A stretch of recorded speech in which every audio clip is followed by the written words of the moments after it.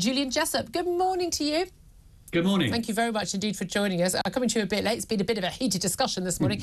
Today, we are waiting in a few hours' time at midday the announcement from the Bank of England about what their Monetary Policy Committee decided yesterday. The decisions were made on the Wednesday about interest rates.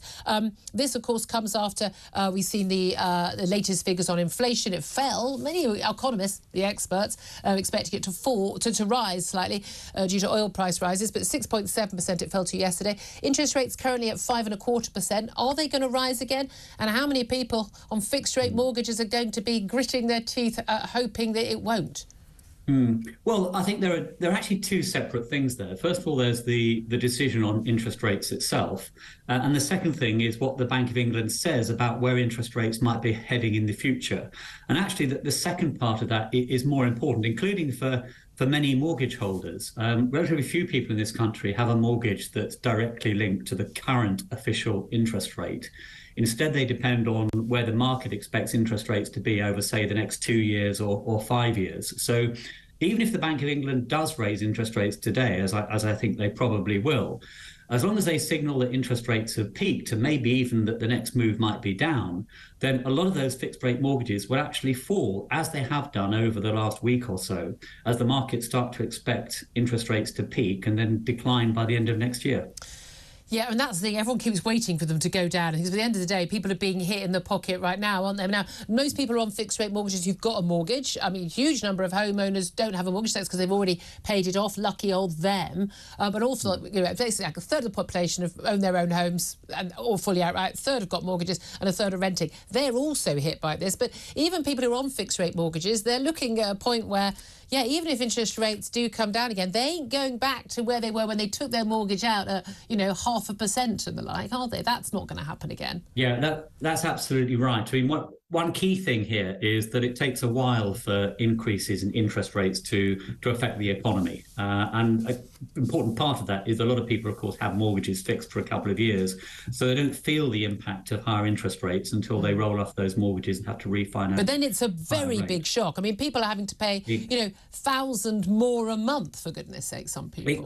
Exactly. I mean, that's a minority of people, but for them, of course, the impact is very, very severe. It's a good example here how you shouldn't just look at the averages. You need to recognise that some people are going to pay a lot more for their mortgage over the next, say, 6 to 12 months. Yeah. Incidentally, there are quite a few people too who will be paying higher energy bills this winter than they did last winter. Yeah. Even though headline bills are coming down, some of the support from the government is being withdrawn. So the cost of living crisis is by no means over for many households paying higher mortgages or higher energy bills or some combination of the two.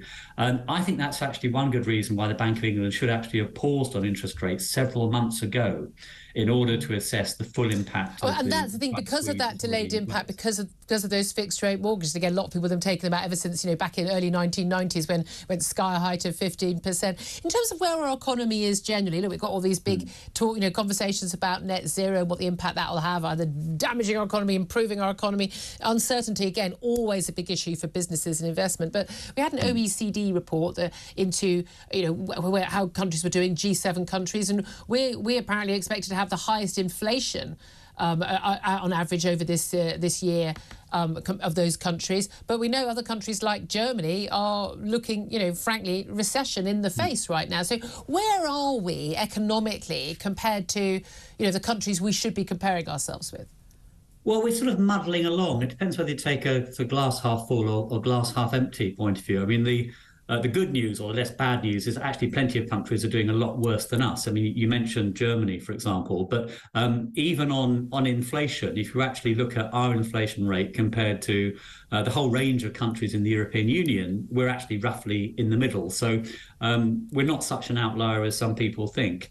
But of course, that's no consolation. We don't really care what's happening elsewhere. We want our own country to be doing a lot better. Yeah, I think a lot of us, frankly, right now would take just muddling along as a win. Well, yes, I think we will avoid the deep recession that some people have been talking about. So relative to that, things aren't as bad as some people suggest. But we should be doing so much better. Yeah. We've had, sluggish economic growth basically since the global financial crisis in 2008, 2009. We seem pleased if the economy grows at all. Yes. I mean, we should be aiming 0.3%. Yay. I mean, that's it. We've set our expectations so incredibly low, haven't we?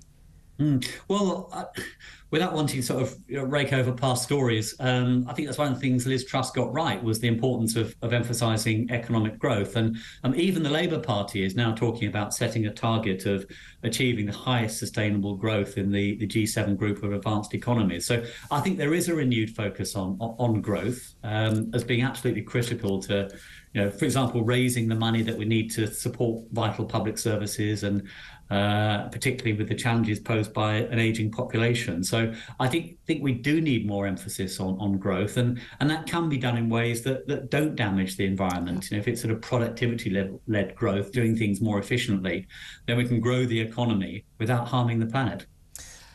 That would be a nice idea, wouldn't it? Thank you so much, Julian Jessop, independent economist there.